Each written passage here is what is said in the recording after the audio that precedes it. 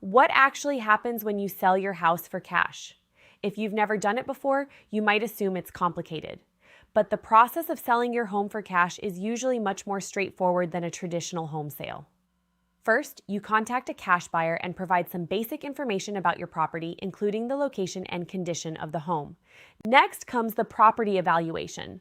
This gives the buyer an opportunity to see the house and understand its current condition and any repairs or updates it may need.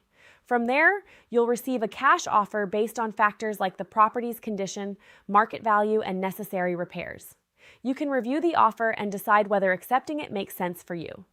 There should be no pressure or obligation. If you accept, the process moves into due diligence. The title is checked for things like liens or other issues, and the necessary paperwork is prepared for closing. Then you close on the property and receive the agreed upon payment. One of the biggest advantages of selling your house for cash is that the home can typically be sold as is. That means you can avoid repairs, staging, and multiple showings. And because there's no buyer financing involved, there's less risk of the sale falling through because a lender doesn't approve the loan. A cash sale isn't necessarily right for everyone. If getting the highest possible retail price is your number one priority, listing your home traditionally may make more sense.